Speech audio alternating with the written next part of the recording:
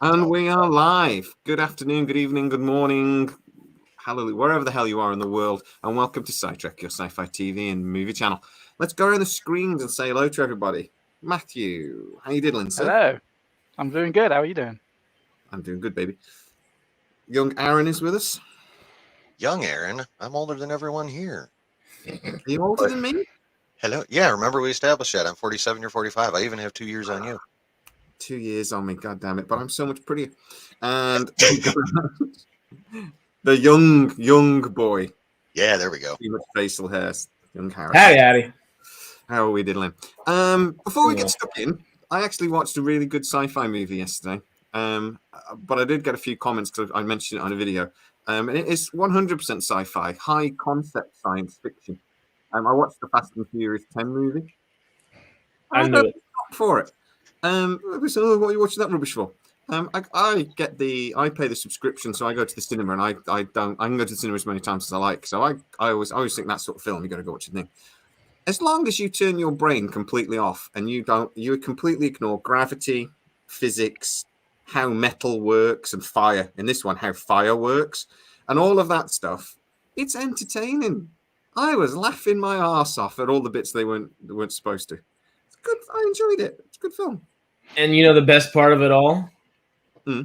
Ronan frickin' Dex. Oh, yeah. He looks like He's he great, just isn't it? does such a great job in the trailers. He has a laugh with it, doesn't he? He has a good laugh with it, and he just. You can tell how much fun he had doing it. I thought it was a good movie. It was a lot better than F9. Oh God, yeah. Well, nobody ended up in space or ran over a satellite in space. That went way too far. Is that something that actually happened? Yeah. Did you not see it? It was duct tape. I've never watched Fast and Furious. The reason being, when they first come out, it was all about cars and that. I'm not really into cars, so I didn't really. But now I've seen like where they've gone with it. I kind of want to see it, but I don't know. Ridiculous. But I'm generally laughing out loud, and I'm there going, I'm not supposed to be laughing at this. This is a dramatic moment. I'm just laughing my arse off. I've seen the first 7. So stupid. I haven't seen 8 or 9, and obviously not X yet. Oh, and Charlize Theron's in them. Oh, Charlize Theron. That's a benefit. That's definitely a benefit. Oh, she's lovely. So anyway, today we are going to be talking about a little bit of Stargate news. I've got some good news and a little bit of bad news. The people have spoken in the comments before the live stream started, and we're going to be starting with the bad news. And then I'll hit you with a little bit of good news that's actually only a rumor and does lead back into the bad news. So we'll talk about that in 1 second. But first of all, we do have to...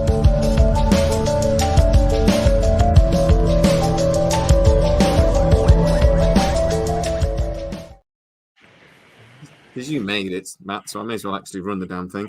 And then we'll go straight into the news.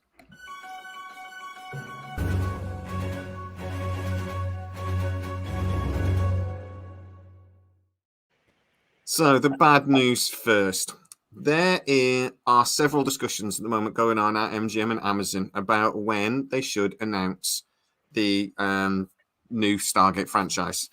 My sources are telling me at the moment that it is still looking like it's going to be the movie. That's the way they're pushing.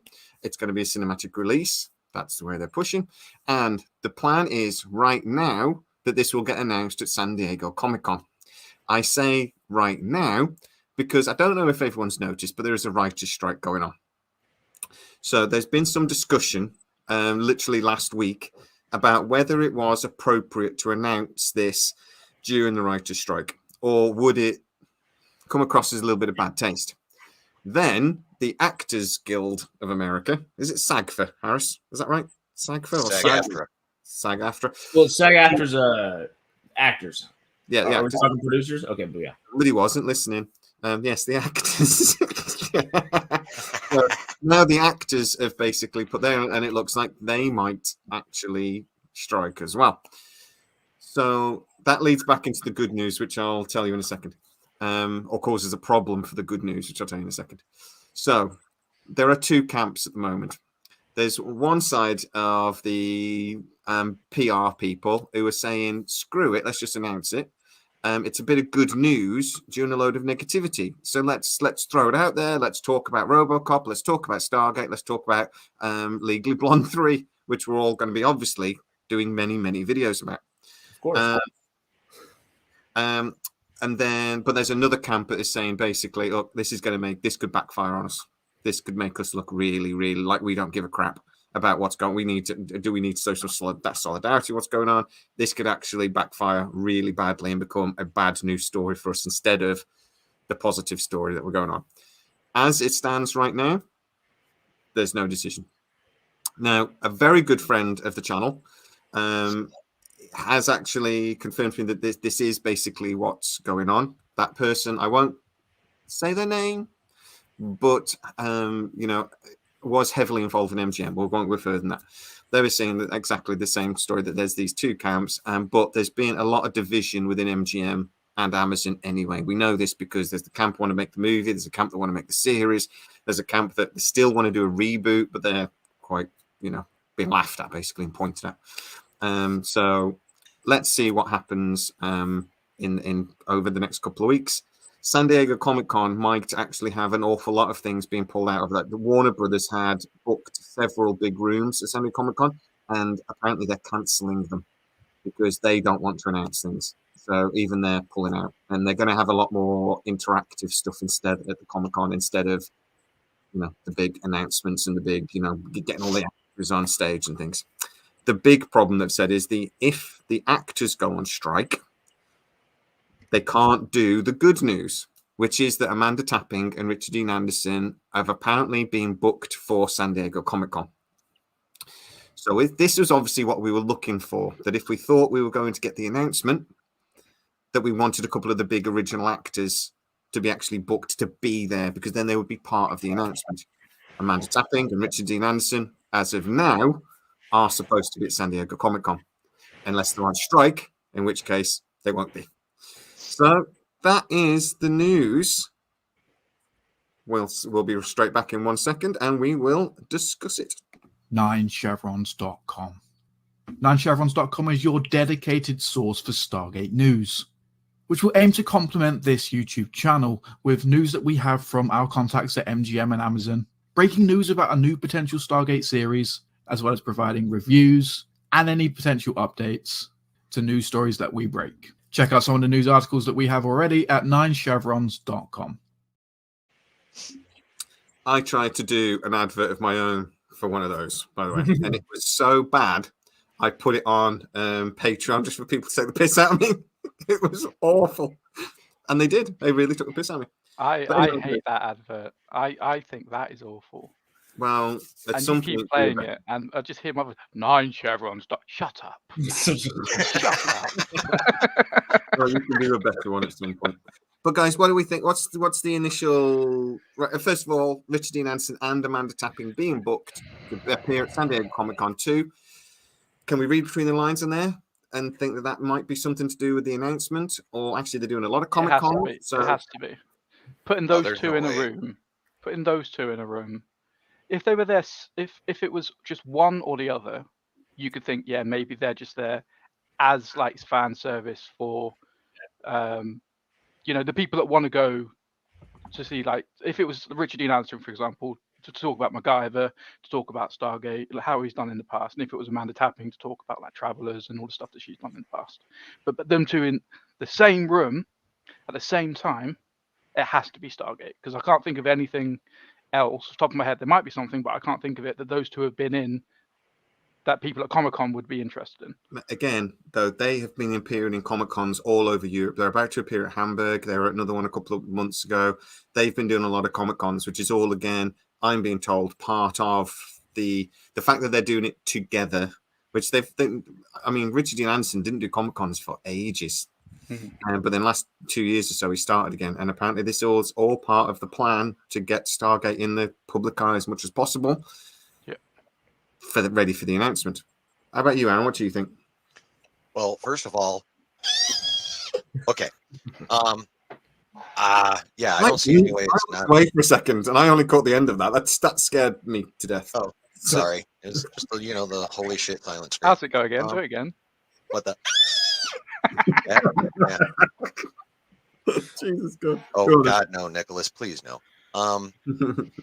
But yeah, no, I'm with you. I don't see any way it has nothing to do with the show coming back in whatever form they're going to do it in. Hopefully a series, but that's just me. But like the only thing I can think of is like I wish they had one more cast member of the crew up there with them, because like if you think about it, the other two big star fill in the blank franchises, they both have their trios. You know, you got Han, Luke, and Leia for Star Wars. You got Kirk, Spock, and McCoy for Star Trek. It'd be dope if they had either Shanks or Judge with them, so you could have O'Neill, Carter, and either Jackson or Teal. Just I'm a Libra. I like the balance, so I just think it'd be a little more dope if they had a third one. But I think there'll be overall, yeah. I think there'll be more names. I think those are the two that are booked in. Michael now. Shanks has already been approached, hasn't he? Apparently, yeah. He's already been approached. So I wouldn't be surprised if he did also tag along. He's just not confirmed. Cool. Yeah. So, how about you, Harris? What do you think? Oh, I mean, I'm ecstatic. I'd love for them to actually do it. I kind of expect SAG to strike, so I don't know if we will be able to see them. But if SAG doesn't strike, it would be great. I mean, that this is kind of what we need at kind of an event that size. It has been cool to see them go into all these different Comic-Cons and stuff, but San Diego Comic-Con's a whole different animal, and that's the perfect place to announce things if something were to be announced. And honestly, even with the strikes going on,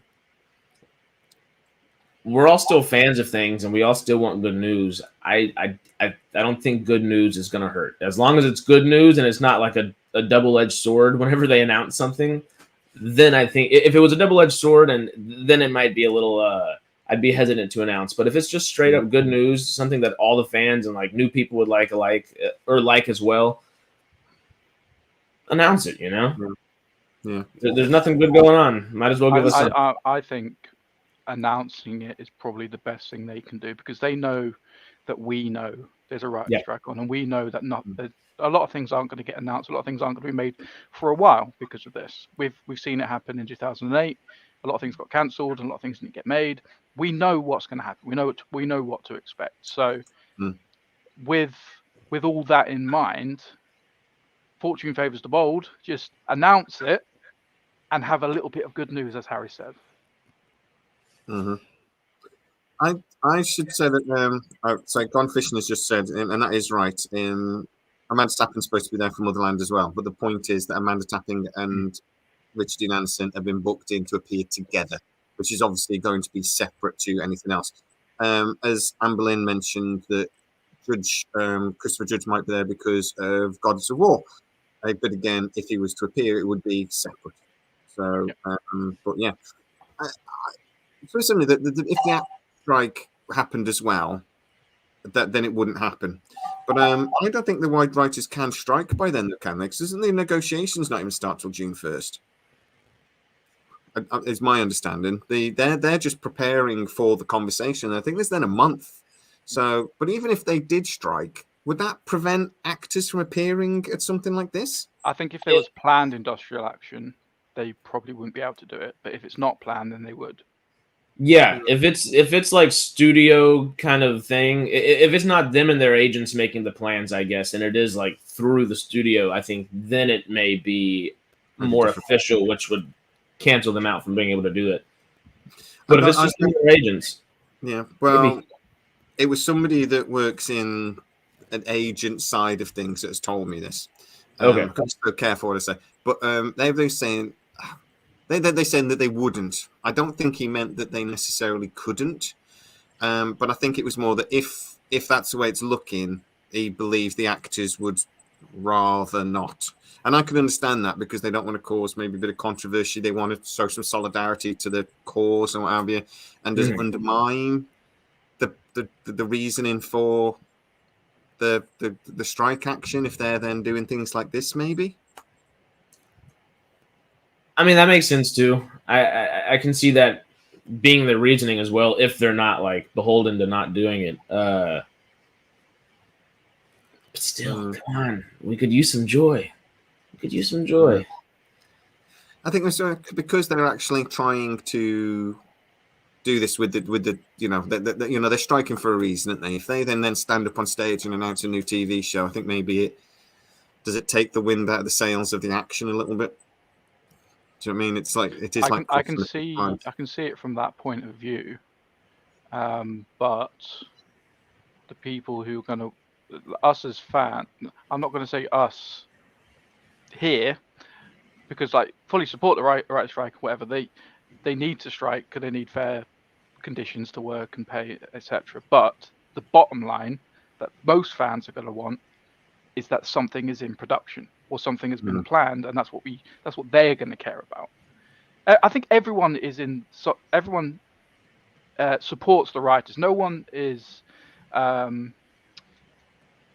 thinking ill of the writers for going on strike and delaying all these projects, etc. Because it's industrial action. It happens all over the world, and it's something that it's important. It's an important thing that needs to happen. Yeah. But yeah, I think if we know something's coming as fans, if we know something's coming, we got something to get excited about. So we can support the writers as they're doing their industrial action. Like go get the bag, go get what you deserve, and when you're ready, go make the thing that we're excited about. Yeah. I'd hope most people think like that, but I don't know. Aaron, I'll ask you what you think about this then. So, is there a point in announcing Stargate development when the writers are on strike? Because really, it's just is it an empty gesture because you can't actually do anything? For me, yeah, if there's strikes going on, announcing an upcoming project without being able to say we have this project coming, you can't even give a window right now. Like it's just okay, we're planning this, and you'll see it sometime. I mean, that's the best they can do with any kind of announcement right now, especially if SAG-AFTRA goes on strike, which the board authorized the rank and file to vote, and I think the rank and file overwhelmingly voted to strike, if I'm not mistaken. I'm not pretty sure. So I'm not sure they've had the vote yet. Haven't they just sent it all out? Yeah. So I think people have. I don't see any way SAG-AFTRA doesn't join the train. I feel like. Yeah, they're striking. I feel like at this point in time, the unions are going to probably show a lot more solidarity than they have in the recent past for this one. So I think we all need to buckle up and lower our expectations of when we're going to see certain projects by quite a bit right now. Well, there's other two things. The only way I could see this is my understanding is for the movie, there's already a script. So that's one option, one possibility. But then, Harris, if you can't get actors up on the stage to announce this, what's the point of doing it at San Diego Comic-Con? I mean, yeah, it kind of really begs the question: is it's kind of just a nothing burger at that point if we do have to wait an indefinite amount of time just to have anything to begin, because then once production starts, it's another 3, 4, 5 months production and then reshoots and whatever they need to do, whether it's a film or a show. And then post-production is going to be another 3, 4, 5, 6 months. That's another year and a half that we're going to have to wait. Marketing and everything else that's included. It may be best just to hold off until later this year or whenever they could announce. As sad as it could be, of course, I'm a little optimist and I'm like, come on, announce it. Give us something happy to talk about. But realistically, that might not be the best case scenario for them, for the studio to announce if they can't do anything about it. Yeah. Just to play devil's advocate, if they were to announce it, could they not announce just not an official announcement? Yes, it's coming. How about we're working on something? We have been planning for 12 months, let's say, because it's probably been about that long where they've been actually seriously considering this. We've been working on things. We have a script. We have actors who are potentially signed on for this. But for now, we stand in full solidarity with the industrial action that's going on with the writers' strike, the Writers Guild of America, and I'm not going to say the other one because I can't remember what it was and I don't want to butcher it. So it kind of negates the backlash that could come from, is this bad taste? Because they're just saying that we've got something in the works, and once everyone is happy, we're going to push forward with it. Yeah, that could be an option. Michelle's made a point here about movies need rewrites and TV series, they need new rewrites during development. It's not as true anymore as it used to be. Now, because of, like, particularly a movie like this, it's going to have such heavy special effects. The movie does need to be very heavily planned before they start production. And then things do happen during the script. Something works or doesn't work, and they have to rework things as they go along. But nowadays, particularly with very heavy special effects movies, they don't tend to do as much fiddling with the script as they go along as they used to. There used to be there was a writer on the floor, and something the director would be like, I don't like this line, and they'd rewrite it. And because the special effects are being done alongside, it's not as easy to do that, because if you change something quite small and on the live action, all of a sudden that could ruin $1 million worth of special effects that are already set up or already halfway through rendering or whatever else. So it's still true. It's not as true as it used to be with this sort of film. So they really need a pretty decent, robust script before they start, or at least it's all storyboarded out, etc. Yeah. The wording and things can change along the line, but that tends to change anyway, because the director doesn't need a writer to go, I want you to do something a bit different with this line, do the thing, and that. But that you don't necessarily need a writer sat there to do that. Even though writers apparently, some writers hate it when actors do that. Well, if what we've heard was true, they probably do already have a pretty robust script. If Amazon did hire external writers and things like that to literally, because they knew this was happening, to get the script production ready.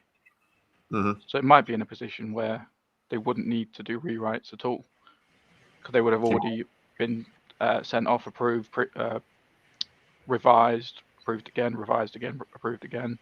Because it's been 3-4 months of doing that constantly. It would have been probably. Well, we believe Mark Fergus has been involved in this, and again, a close friend of the channel confirmed to me literally yesterday again that they believe Mark Fergus is still very heavily involved in this. We've been questioning whether I've had no more negotiations have happened since Christmas, but they're saying no, it is. I've got some exciting news about that. Remind me to tell you when we finish the live, because I can't say it on the stream. Remind me to tell you after. But he could have done a script, because we think he's been involved for about 9 months. Yeah. So there may be a movie script there, and it could have been developed over months, and we just don't know, because it would be within Penguin and Parker. I think, obviously, this is just based on everything we know so far, that the original script that he would have made would have been a 2-part pilot that they adapted, and that's why they needed to hire those external writers as like additional support to adapt that into the movie, because of what's her name, Jennifer Solkay, wanting the movie and pushing so hard for it. Now that's happening, they needed to adapt it, and that's why they did all of the adaptations, and they would have adapted it and then revised it, etc. I think that's probably what's happened. Mm-hmm. Obviously, that I don't know that for a fact. Don't take that as word, but that is just like reading between the lines of everything that we've heard for the past 6 months. Yeah. Does anyone know Amazon's filming style, or they let other people do it? Yeah. Well, right. I mean, like, for example, they chuck bags of money at studios. Yeah. Like, do it for me. Right. Well, the only reason I ask is because the only reason I ask is because, like, you take Marvel, for example, they constantly rewrite. I mean, Feige, if he doesn't like something, well, outside of Phase 4, Feige, if he doesn't like something, he comes in there like the Hulk's like, no, this is what we're doing now, make it a movie. Yeah. And, like, Multiverse of Madness, they basically reshot that movie, like, in the 3 months before it was released. Like, completely redid just about everything. Yeah. And you can really tell. Yes, you can really I still love that movie, but I'm a Yeah. Raimi simp, so it's a drunk mess, and the special effects are in places like right, the Matrix, the second Matrix, when they had the plasticine fight battle, when it looks like a bunch of plasticine men fighting each other. The special effects in Multiverse of Madness in places were worse than that, and that's a film that was 20 years ago. In places, it's properly like early, like when they started putting like the first Spider-Man with Tobey Maguire sort of thing. It's not good in places, and the third eye just looked weird. but no, a bit of a drunk mess that for me. I tried to watch it again, I couldn't watch it. see, But- I've watched that thing like 5 or 6 times in total. But I'm a Sam Raimi simp. Like I love the I Evil love Dead, Sam Raimi. and so like all the little bits of Evil Dead that I saw in there, I was just like sitting in the theater like. Those were the best bits. I thought it was an entertaining movie, but yeah, it wasn't great. In terms of it, like if you look at it critically, it's not a great movie, but it was entertaining, and I think that's what it had going for it. And the just cameos were great as well. So yeah, well, that's true. In the comments, we've been talking about this FedCon. So who else? Harris, you had a quick look. Who else is there? Oh, you want me to pull it up real quick? There's a huge lineup. It's the trio that we just asked for. It's Richard Dean Anderson, Amanda Tapping, Michael Shanks. There's Ben Browder, Joe Flanagan's there, Elena Huffman, Terrell Rothery, Tony Amendola, Anna Louise Plowman, and Patrick Curry. Oh, and Simone Bailey and John Delancey, Connor Trenner. Oh, Michael, I just watched him in SGA. Marina Sirtis, and that's it. But That's damn, Troy. that's a It's a hell of a great. thing. Great Troy, lineup. looking We at get Q looking and at that Troy. lineup, it is 90% Stargate. I'm there's just a few wondering. Star Trek in there. Where the hell is FedCon? That's what I was going to ask. Where's FedCon? FedCon is at the Maritime Hotel in somewhere. in Bonn. What is BONN? I Bonn, don't know. it's in I thought Germany. there was one in Germany. That's what I want to find out. It used to be West Germany when I was a kid, but yeah, it's in Yeah. Germany. So there's a big one in Germany. I'm just Oh, wondering. yeah, okay. Yeah, and there was a Stargate convention in Basingstoke literally last week, and I'm There pretty was a sure Stargate convention in the UK and we didn't know about it. Well, it was. I don't think it was a Stargate convention. I think it was a Comic Con. But Amanda okay. Tapping and Richard Dean Anderson were there, I believe. All right. I know. I could have took time off work for that. Yeah. Damn right. Now, But- I have but not you- seen Fast X, but House Atreides, you speak heresy. This is the most part of Fast X. Every time he was on screen, the movie got worse. I know he was the best bit in it for me. He was the only part that was like, he wasn't truly serious. He was having fun with it. Everything else was serious, but like, it was fun, yeah, but it was cringy. It felt like it was purposefully cringy in so many parts. Like, I didn't get that bit.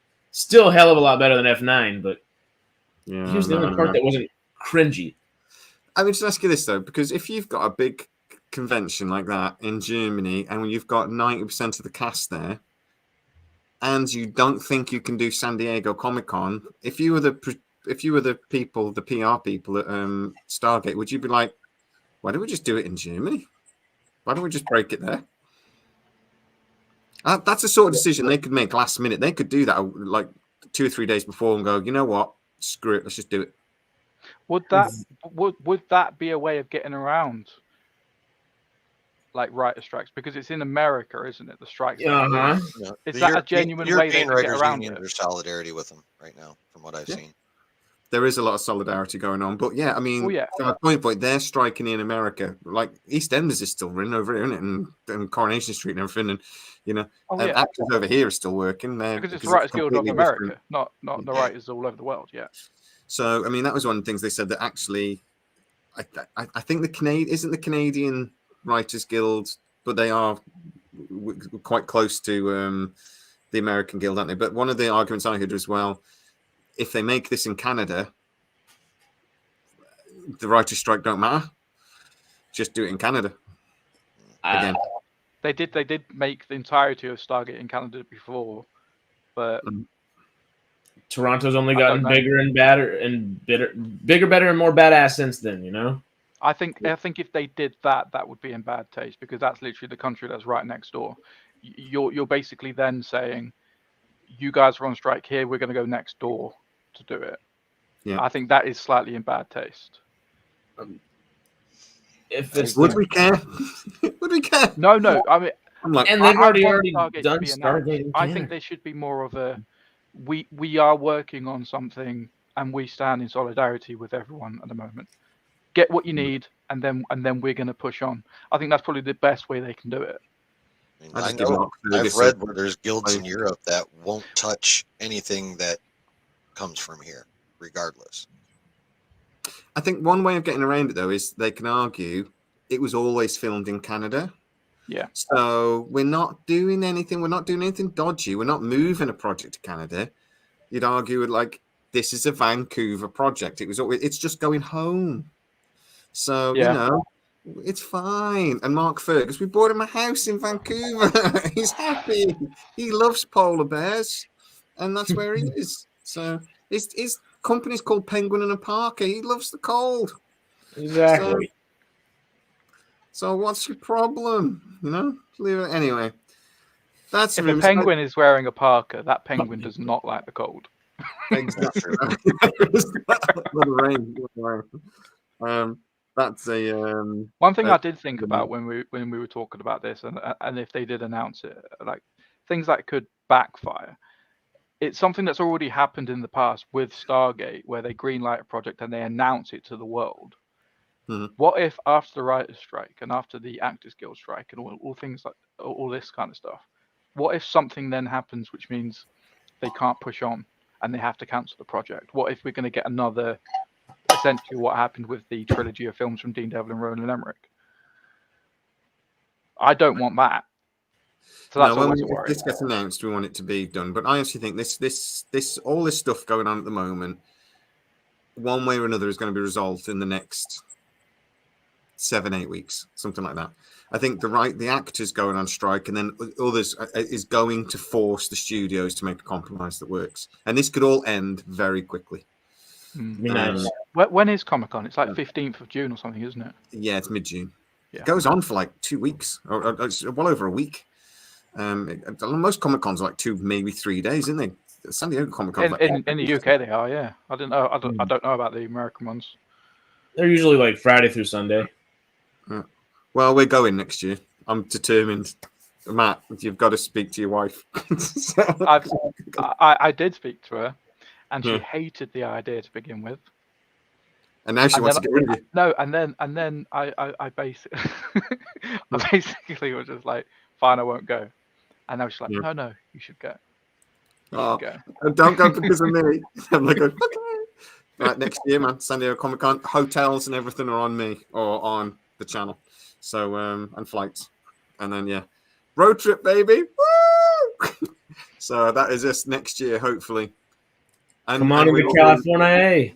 Oh yeah, and we're going to do videos with Harris cooking for us, and come on, be brilliant.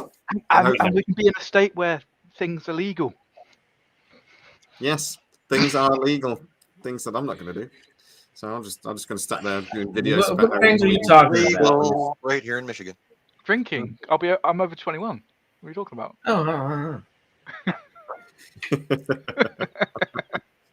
Right. We anyway are going to get into the next bit of the video where we're going to be talking about some of the Stargate starships, and we're going to have a bit of fun with that. But first of all, we'll just run another trailer. Side Trek also has some amazing merch. Get yours today and show your support at side-trek.com. Amazing merch, I love that. Right, so I really need to refilm it and kind of just put a little bit more enthusiasm into it, because it's very much Side Trek has some amazing merch. Go and I hate it. I absolutely hate it. If you wouldn't mind buying it, please, that'd be lovely. Thank you. Why don't you go and visit our Patreon, patreon.com. All of that money will go into our plane tickets, so that'd be lovely. Before we move on to that, though, we will talk about the petition very quickly. So we want Brad Wright to be involved in some way with, the new Stargate project. not necessarily show running. I personally want some fresh blood. I want some new ideas. But at the end of the day, Brad Wright is better with. Sorry, Brad Wright is better with Stargate. Probably is, but Stargate is better with Brad Wright than without him. So we've gone past 3,000 signatures, which is amazing in less than a week. We want to keep pushing that. I know it's slowed right down again now, so we need to be sharing this. I need to share it with some of the actors and things to see if we can get one of them to jump on board. I posted it on TikTok about 2 days ago, and we've got like an extra 100 signatures on there from that. So fantastic. So let's do that again. But guys, we need you to help us with this. We need it to be shared anywhere with anyone. Go on Twitter. Put all the actors. If the actors get something from me, they might ignore it. But if they get bloody 50 requests to look at the petition, then one of them might share it, and that's when we really get some big numbers. So get on there. There's a link. Michael Shanks is really active on Twitter. If you tweet him, he might respond, because I've tweeted him before and he's responded. So just spam him. Like, Daniel, share this, Daniel. And he'll be like, my name's not Daniel. Like, yes, it is Daniel. Shut up, Daniel. Yes. Do it all. But yeah, let's do it. So guys, get on there. Let's get it done, because that's how we make this. And if we shout loud enough, you never know. Maybe they'll listen. So yeah, there's a link. Let's just tweet Jeff Bezos. Someone make a shirt with a QR code to the link, and then send it to Michael Shanks to wear at FedCon. Yeah. That's a great idea. It's free to take a QR code and make it off of Google Chrome. All you got to do is print that puppy on a white T-shirt and send it. Matthew, there you go, mate. You got a job for the next week. So crack on. I could do that in like 2 seconds. Yeah, that's actually really easy. We've got to do the T-shirt as well, though. Oh no, that's going to take me a week. I'm going to need paying for my time. It's going to take me like 3 hours. I'm not sure I agree with this thing of Harris is a genius, but that was a good idea, so why not? A Futurama genius. That still makes me angry. I woke up in the middle of the night a couple of weeks going, Harris, best sci-fi show ever, the idiots. And you're ready for the revival on what is it, June 24th? Yeah, it's coming back. They're reviving. I didn't even know it ended. Yeah, it's ended about 9 times. But anyway. It's like South Park. It keeps coming back. Life finds a way. Yeah, it carries on it. Everyone click that. Right, who wants to start then? We're going to be doing a couple of our favorite starships from the Stargate franchise. I'll tell you, Matt, do you want to go first? Are you ready? Sure, yeah. Do it. So, first of all, what are you talking about? Well, the ship that I want to talk about, because it is the greatest ship, in my opinion, in the entire Stargate franchise. It's not the most powerful ship, but at the time it was on the air, it was, and it kicked ass. It is Anubis's mothership. It is so good. I love the Hatak vessels. Hatak vessels are cool. They land on pyramids. They're run by the Goa'uld. Love the Goa'uld. But this ship was souped up to the max. It had ancient weaponry, ancient shields, and the scene. Let me see if I can find the scene. I think this is the scene here. You knew something was going to kick off here. All of the Goa'uld motherships, they all joined in unison. The only time in probably in history where the Goa'uld all in unison agreed unanimously to take on one enemy, and they got their asses kicked. It was amazing. I absolutely loved it. It was a hell of a show. For me, that was. Do you know when we're watching Stargate and you had different peaks? The bit where Anubis took the ship and destroyed Abydos was that. I mean, the show. I already adored the show, but that was just like another peak. That was just like, this is another level. This is like. I mean, this is like, we've not seen anything like this before. This is just astonishing. I think it really highlighted how much of a threat Anubis was, because we knew he was half ascended and he had knowledge of the ancient, but we didn't really know how much knowledge he had. And then this ship came in, and we were like, "Oh, he has that much. He has quite a bit of knowledge." And we learned a bit about Ra as well, didn't we? Because it was the Eye of Ra that allowed him to create the super weapon. So again, we sort of found a little bit more about how Ra rise to power, and then he took a nuclear weapon to the face. And I'm not entirely sure about this, but isn't the Eye of Ra and all the associated gems something to do with the ancients anyway? probably, yeah. I'm pretty sure they were. 100% They clear. were like but- relics, because everything the Goa'uld did was stolen. I don't think they would have created it, but yeah, as far as I know, they were all part of. So his knowledge that they existed and what they were actually for, and he could actually put them into a feasible, like, practical use. Like, it probably wasn't designed. Let's be honest. By the ancients, it wasn't designed to power a super spaceship and destroy an entire fleet. It was probably like it was for power, but probably not for that. Mhm. And I just loved. Anubis has always been my favorite villain in Stargate. Yeah, I he's just one of my love how favorite villains in sci-fi. Full stop. Yeah. He was one of my favorite villains. He could take the knowledge, which is essentially at its core probably created by the ancients for something quite pure and quite nice, and he twists it and he uses it for evil, and it's just amazing. I love it when villains do that. They take something pure, which is like designed for something not nefarious, and then they're just like, nope, we twist it, and now we're gonna kill you with it. It's like the double switch. It's great. I love it. So yeah, the Anubis mothership, best ship in the show. Best ship in the show?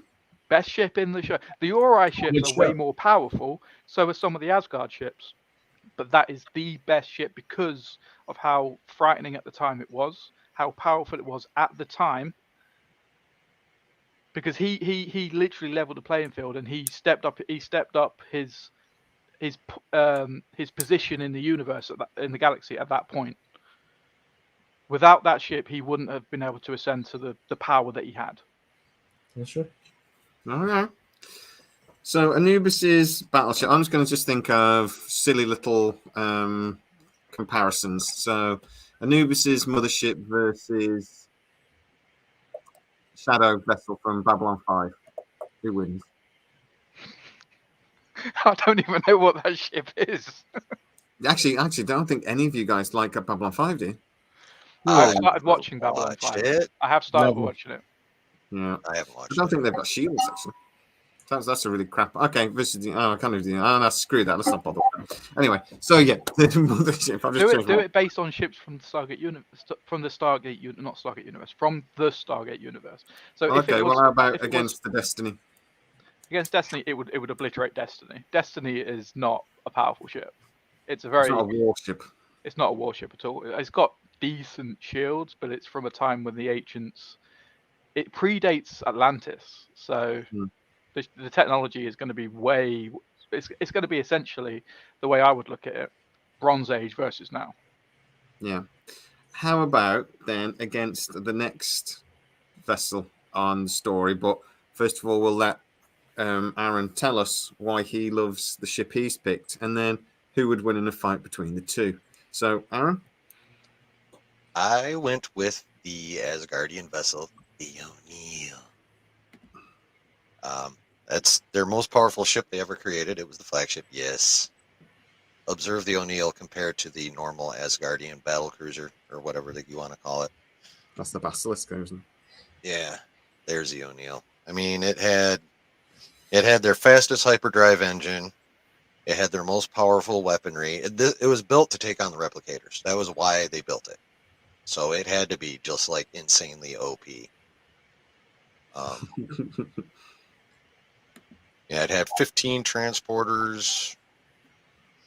Yeah, this ship's just straight up sick, and it is insanely powerful. I mean, it's wiping out Hatox with one shot. The shields are so good it could actually take an Ori plasma weapon blast and still exist, which most ships couldn't. So yeah, the O'Neill didn't last very long, though, did it? No, they sacrificed. Well, they sacrificed the O'Neill itself, but they made more of that class of ship. But that's the one that they chucked into hyperspace, let the replicators follow it, and then blew it up. Yep. When the replicators, or not the replicators, when the Asgard were too smart to come up with a battle plan, so they recruited Sam because smart for a human, but way way less intelligent than them at the time. So they're like, We wouldn't think of throwing lead weights at a yeah, That episode has one of my favorite things the Asgard ever said. Is when he shows Thor has the food and Sam's eating it, going, "I don't like it," and he goes, "I like the red ones." Yeah, I like that. So, but I mean, the O'Neill, because we actually didn't we see the Asgard mothership, Anubis's mothership actually could take on Asgard vessels? Am I right in that thinking? I Because believe the they're Asgard couldn't stand up to I it. I think believe that they're was the standard point. class before the O'Neill. Yeah, I think so. I think that was the point where the Asgard realized that they were no match, and that their dominance in their perceived dominance in the galaxy was then thwarted. Yeah, because Because Anubis throughout the entire history, although their numbers weren't that great, and they were kind of operating under the pretense of, we can defeat you, yeah, we don't and want the Goa'uld were just like, we won't mess with them, not knowing that they didn't have the ships available because they were fighting another war, etc. I think at that point, when Anubis's ship took it on, that was when their perceived dominance kind of like tanked a lot. to. And then you see a lot of like Goa'uld after the fact try and rise to power, which is why you see Baal like fill in that power vacuum after Anubis leaves. But do you think the O'Neill would have been a match for her, The O'Neill a match for Anubis's mothership? Oh, easily. even with the Eye of Ra, the super weapon? Yeah. I don't know.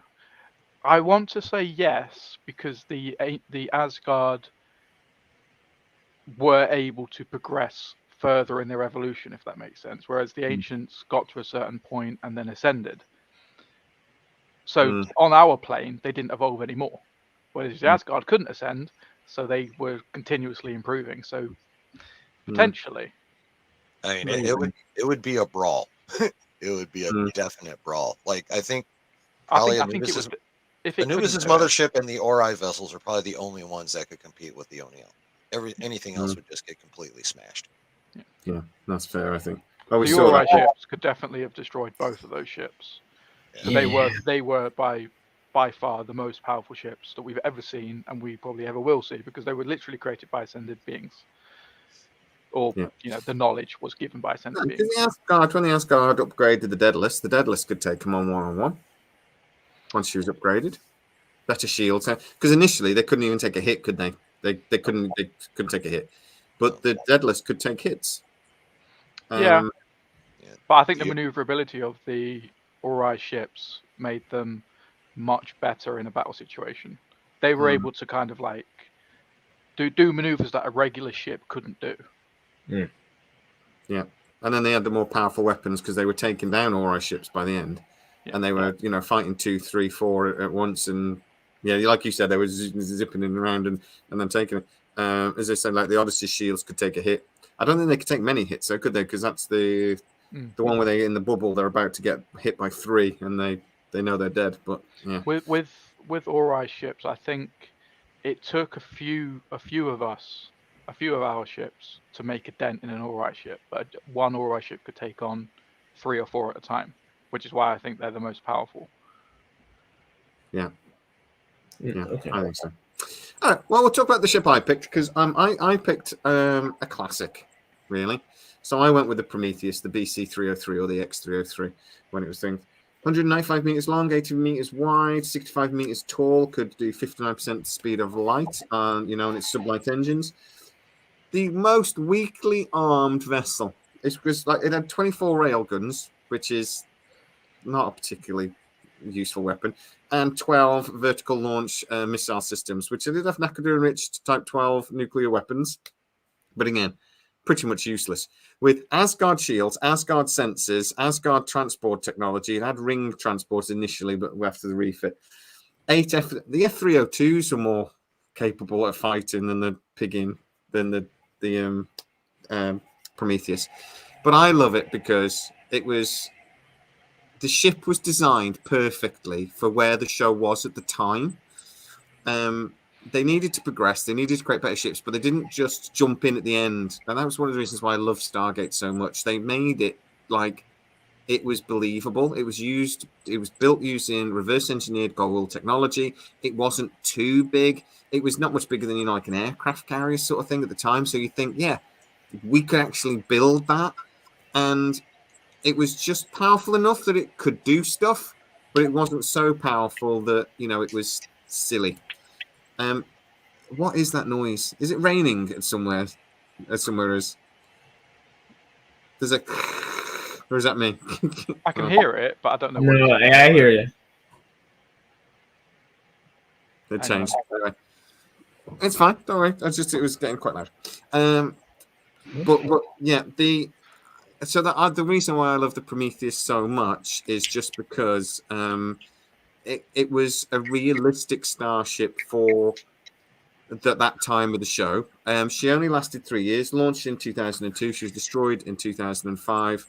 I just think she was a great ship. She should have been called the Enterprise, as O'Neill wanted, but you know, we can't always have what we want.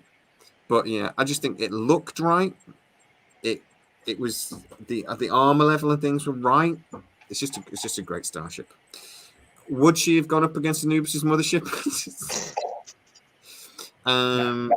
And obviously we only got to see 1303 because the Daedalus and 304 was just so much more advanced that, you know, and then obviously upgraded by the Asgard again. I just thought she was a genius vessel. Right. So finally, Harris could pick anything in Stargate. Anything. He had the choice of any starship, any cool starship he wanted to go for, and he could have literally done anything. What did you go for, Harris? So I went a little bit of a different route here, as I tend to like to do. You know, all these ships are awesome; they're all badass, and there's nothing you can say about that. You know, they're all great in their own ways, and they're vital to Stargate. But the only ship that's more vital to Stargate, that whether anything that we bring back, this is so useful that it should be in any show, movie, or whatever, because it makes no sense for SG teams to not be using it, is the Puddle Jumper.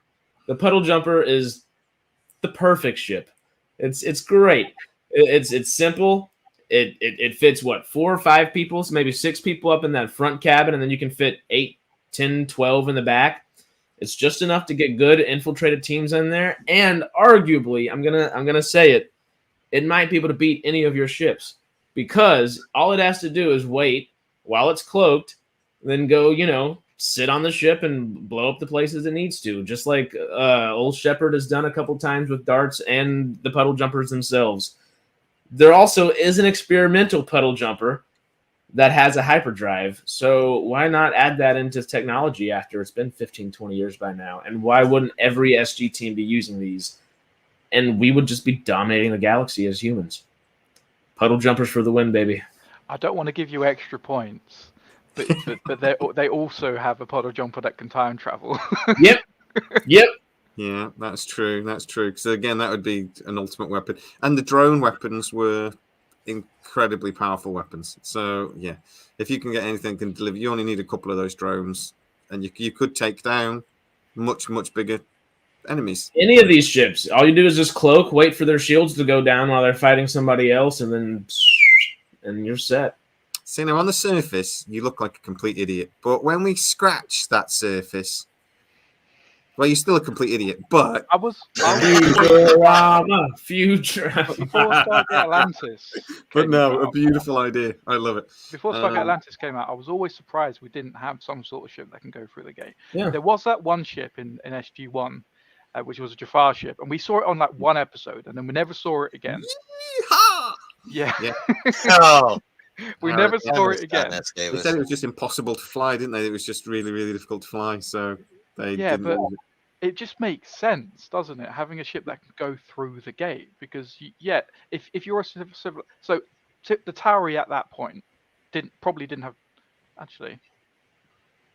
Yeah, so when they're reverse engineering the Goa'uld Death Glider, they could have made it round, and then think, well, we don't have hyperdrive technology right now because we're not that advanced. What do we have? Oh, Stargate.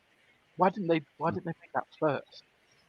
I think that was probably the most obvious thing they could have done. It does make sense what you're saying, because the SG-1 could only ever basically explore within a day's walk or something. I mean, I know they use drones and they use things like this to explore a bit further, but yeah, they had really, the UAVs that they used to send off and stuff, like the remote drones and whatnot. But just have a ship.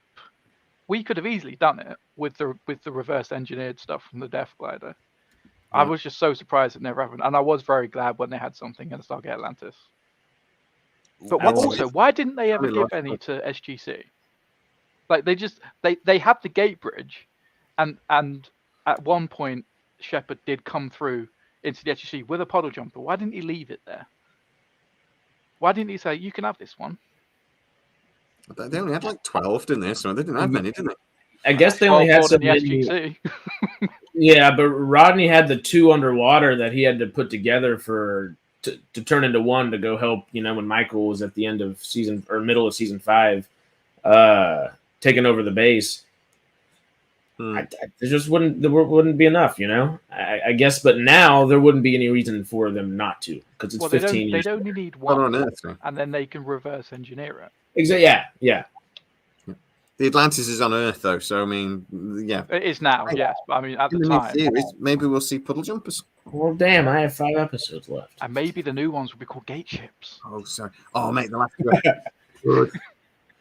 Yeah, let's call them gate ships. I love it. Harris's genius strikes again. Let's be careful. Because he picked the best sci-fi show ever made, and he said Futurama. That ain't going away anytime soon. All right. He's got a long way to come to make it. I will lean into it forever and always. Yeah, hey mate, we've all allowed an opinion, and some opinions are more wrong than others. Yeah, that was very, very wrong. But guys, that's brilliant. And I tell you what, if you're talking about like shuttles and spacecraft from other series, or even fighters, really, the puddle jumper is up there, because it's just it's so functional, isn't it? We always read out our thing, and thank you so much for the contribution. It really helps. Really enjoying the show today. Thank you, sir. Yay. If Amazon does continue to write the storyline, do they need ZPMs? I'm going ZPM to move forward to do SGU wrap up. You need them. Well, let's go. There's a question for us. In the new Stargate series, are we going to get to a point where we're manufacturing our own ZPMs? Not ZPM, ZPM. All right, Canada. Yeah, but it's going to be some janky Rodney McKay version. And it's probably going to blow up. That's okay. It's a step in the right way, or the right direction, right? Yeah. But also, Rodney has ancient those things knowledge. It's going to take. I don't reckon they would have reverse engineered those in 10 years. Those things are advanced as hell. Mm-hmm. They had the Carter Miller Bridge, which was like it was a step in the right direction with sucking vacuum energy from alternate universes. But then they had Rod come in, being like, "Stop! You're killing my universe. Please stop. If you wouldn't mind, please stop it. I'm cooler than you, and everyone in my universe likes me." I like that storyline that we did. We did right. We did our little thing where we talked about what each series of the new Stargate series should be, and we were like, Amazon, you can't figure this out. We've got it figured out for you. And one of the series we said was that basically the evil Ewoks would steal Atlantis because they found a ZPM manufacturing base, but actually Atlantis sort of fits in with it like 2 pieces of the jigsaw puzzle. So they were stealing the Atlantis to go to the thing to build ZPMs. Even I'm getting irritated by saying ZPM. I did it as a joke initially, but now it's gone too far. And I really like the idea. I like the idea of that they have to manufacture them somewhere. That technology might still exist, and maybe that's what we find. But I like the idea of that maybe the ancients, because they knew how powerful they were, broke them up. So it's like the city ships are the missing piece sort of thing. Yeah. I was quite like that. But there's multiple city ships, because there was that planet that had the tower. I think the episode was called The Tower. I think so. With essentially a buried city ship. What if you need more than one? Yeah, maybe that's the point. You need a couple of them to work. So riddle me this. I do have a couple episodes left, so give me a wink if I'm screwing in the wrong direction, and this shouldn't be an idea for further things. But they could get ZPM technology just by going to the 5 or 6 replicators that were thrown out in space. The Dr. Weir kind of ones that came back at the kind of middle of season 5. If they're just still floating around in space, they're robots. They're hanging out. Yeah, You'd have to do some stuff to make them. They're very dangerous, but if they were also the ones that wanted to ascend and they thought we were doing something good for them, we did trick them so they would be angry at us. But if we could find a way to say, hey, be our friends, teach us about ZPMs, that could be an avenue. Or if we found a way to get into their database or something like that. Something along those lines. I don't know. Maybe. I think the knowledge is probably already in Atlantis somewhere. It's so big, it's going to take years and years and years to even find it.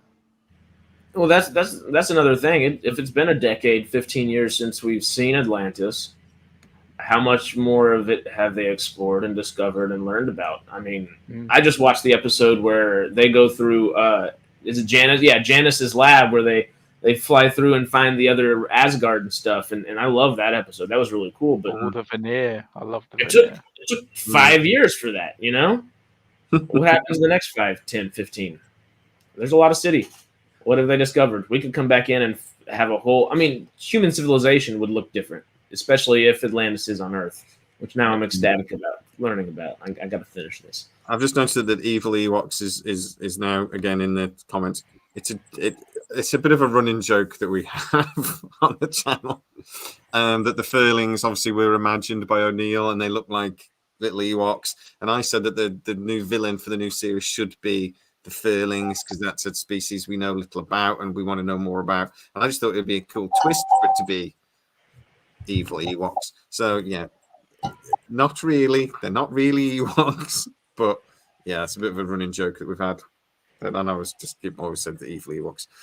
I always think that now that the Atlantis is on Earth and that would be being torn apart by engineers, they had to build the ZPMs somewhere. So yeah, why not on Atlantis somewhere that they've just not found yet? Because I would think it would be protected, it would be hidden.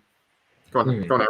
At least at a minimum, like a storage room with like a, obviously they wouldn't be just out there floating around, but like, maybe 10 to 20 sealed cases. When you pop one open, there's just a ZPM sitting cushioned in the middle.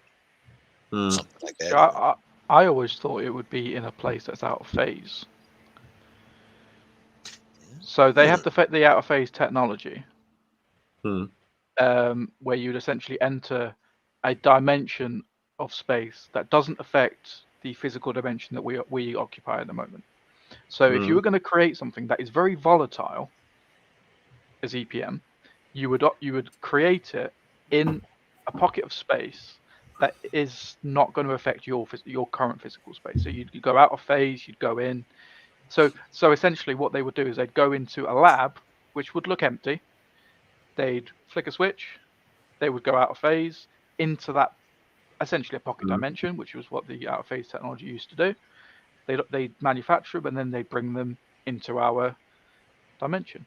There's double anything, isn't it? That's the double thing because one, you could protect it, because no one's going to steal, no one can break into a lab that's out of phase. But also, if something went wrong, if something went wrong, it doesn't affect our physical space.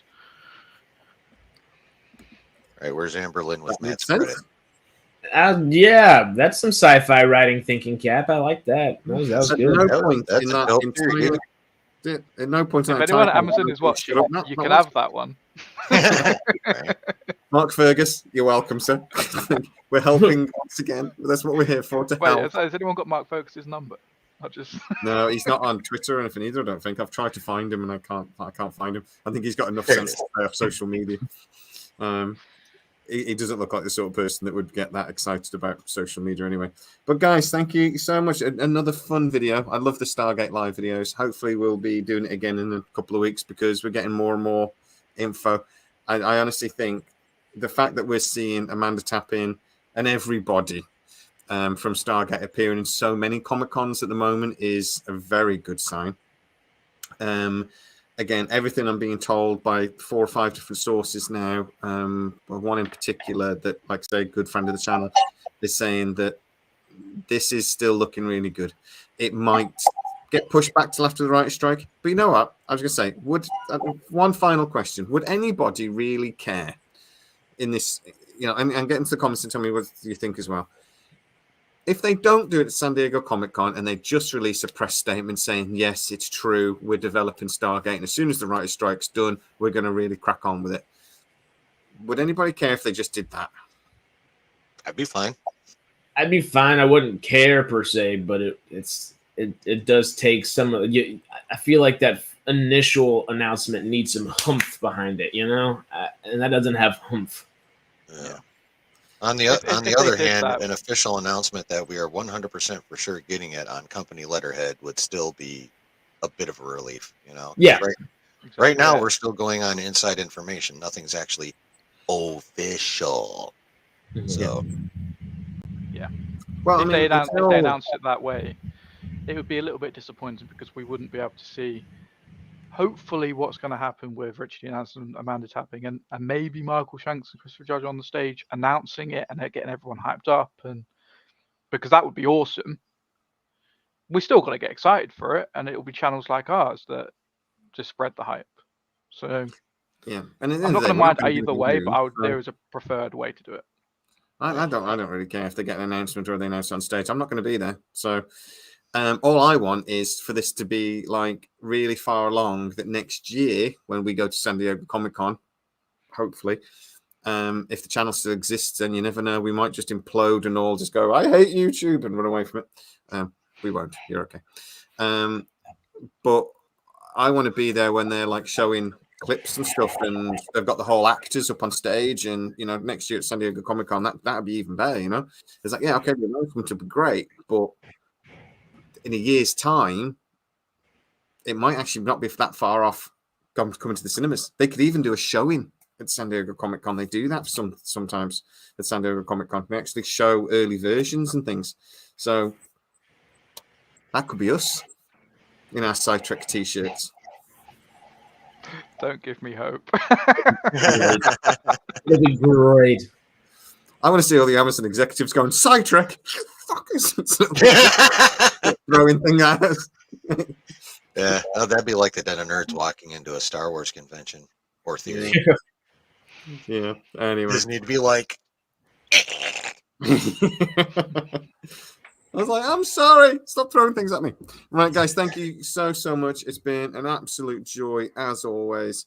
And yeah, just really, really brilliant. Let's see what happens over the next couple of weeks. But it's getting close. I can feel it in my bones. But thank you so much for everyone attending and everyone in the audience. Again, we've had well over 100 people watching for most of the video, which is great. We'll see you all next week for whatever it is we talk about, and let's see what happens in the meantime. Yeah. I normally decide like Friday what we're going to talk about in a stress. Oh God, it's Friday, and I'm so what we're talking about. So yeah. So bye-bye, everybody. Bye. See y'all. Puddle jumper for the win. Have a good week. Yeah, puddle jumper for the win. Love you, Harris. Thanks, everybody.